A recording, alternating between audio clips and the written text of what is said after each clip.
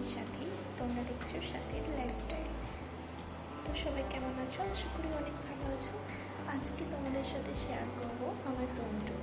আমি যেহেতু উপরে থাকি সেহেতু আমার ঘরগুলোই তোমাদের সাথে আজকে শেয়ার করবো। তো চলো দেখতে থাকো তোমরা ভিডিওটা। তো সিঁড়ি থেকেই ভিডিওটা স্টার্ট করছি। সিঁড়িতে যে তোমরা যতগুলো আলপনার ডিজাইন দেখতে পাচ্ছ, প্রত্যেকটা সিঁড়ির আলপনার ডিজাইন কিন্তু আমি নিজে হাতে এঁকেছি। তো আলপনার ডিজাইনগুলো কেমন হয়েছে তোমরা অবশ্যই কমেন্ট করো, ভালো লাগলে অবশ্যই কমেন্ট করো তোমরা। আর সিঁড়ি দিয়ে ওঠেই আমাদের বারান্দার যে দেয়ালে ছবিগুলো আঁকা আছে ওগুলো কিন্তু আমি এঁকেছি। আর এই যে বুদ্ধদেবটা দেখছো, এটা কিন্তু অনলাইন থেকে কেনা।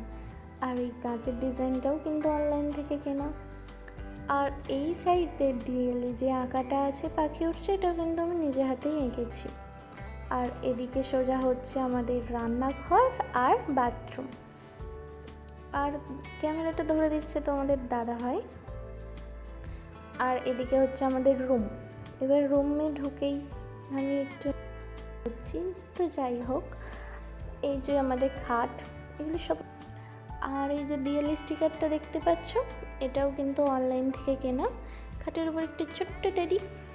আর এই ঘড়িটাও কিন্তু অনলাইন থেকে কেনা। আর এই যে আলমারিটার উপরে সব জিনিস দেখতে পাচ্ছ, এগুলো বিয়ের, এগুলো সব বিয়েতে বাবাই। আর এই ড্রেসিং টেবিলটার গাছগুলো যে দেখতে পাচ্ছ, এগুলোও অনলাইন থেকেই কেনা।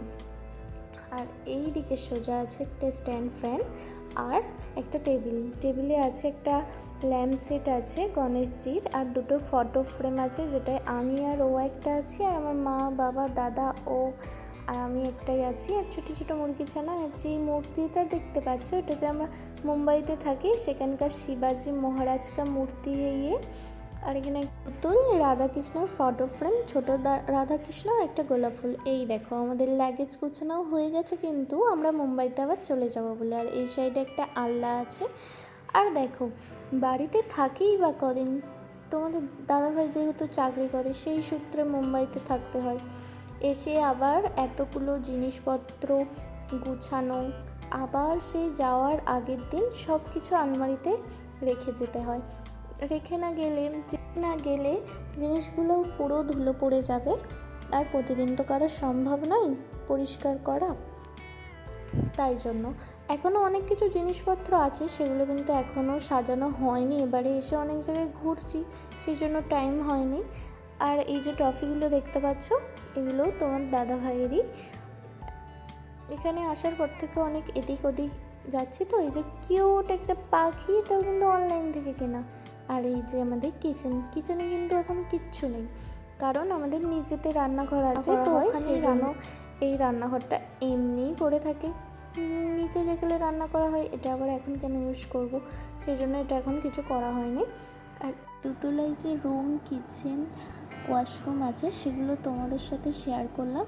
আর একতলায় যে বাকি রুমগুলো আছে সেগুলো তোমাদের সাথে অন্য কোনো ভিডিওর সাথে শেয়ার করব, অন্য কোনো দিন দেখাবো।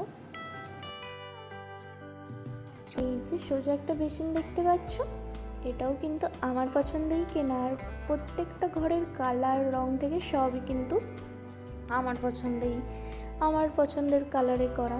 পছন্দের কালার এটা না, কিন্তু এই রঙগুলো সব আমার পছন্দের। আর এই যে দেখো, এটা হচ্ছে বাথরুমটা, তোমাদের খুলে দেখাচ্ছি না, দুটো টিয়া পাখি দিয়ে দরজা।